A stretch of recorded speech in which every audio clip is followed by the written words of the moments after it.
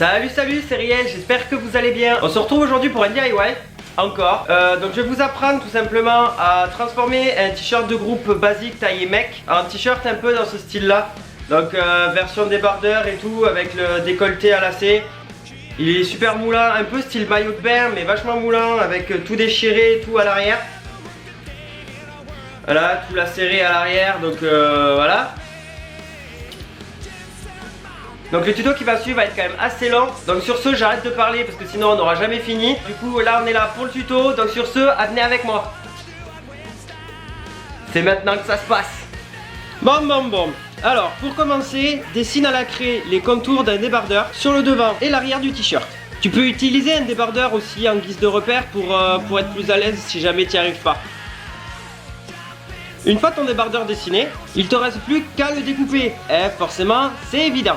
Si t'as pas spécialement envie de continuer à te faire chier à faire le reste, ou tout simplement parce que tu as envie de garder un modèle qui fasse un peu plus masculin, tu peux aussi garder ton débardeur tel quel.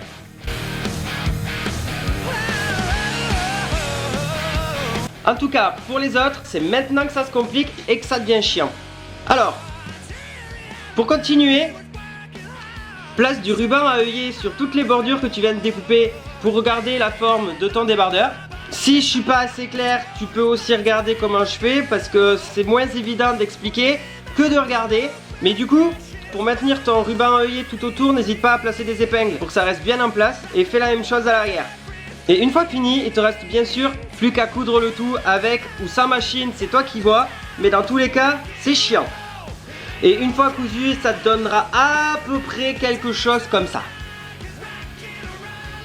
Histoire d'avoir un débardeur encore plus près du corps, retourne ton débardeur, pose-le bien à plat et il te suffira tout simplement de bien le cintrer. Alors pour ça, tu peux utiliser un de tes débardeurs, tu le poses à plat aussi et tu passes les contours à la craie histoire de le cintrer un maximum. Place des épingles pour ne plus que ça bouge, coule le tout et ensuite il te reste plus qu'à découper tout ce qui dépasse. Et normalement, si c'est bien fait, tu te retrouves avec un débardeur super moulant à ta taille. Pour l'arrière, il te suffit tout simplement de faire des trous, si tu en as envie bien sûr. Donc si tu en as envie, il te suffit tout simplement de faire des repères à la craie et ensuite de les tresser. Alors pour les tresser, rien de plus simple. Enfin rien de plus simple, en soi c'est pas compliqué. Mais la façon dont je vais expliquer, je risque de galérer un petit peu. Donc en gros tu prends la frange du bas, tu la soulèves, tu prends celle tu la soulèves vers celle du dessus, tu prends celle du dessus, tu la passes à l'intérieur et tu remontes. Et tu fais ça tout le long. Et ensuite pour le dernier, forcément comme il n'y aura pas le trou, il te suffit tout simplement de coudre au tissu. Voilà. Le petit plus, si jamais tu te retrouves à court de lacets ou que tu n'as pas envie d'en acheter, tu peux tout simplement découper une bande de tissu dans les manches que tu viens de couper, c'est ton ancien t-shirt. Et tu les tires délicatement quand même. Et il te reste plus qu'à le passer dans les œillets pour faire la fermeture du décolleté. Tu peux aussi bien évidemment utiliser des rubans ou des chaînes ou ce que tu veux, libre cours à ton imagination.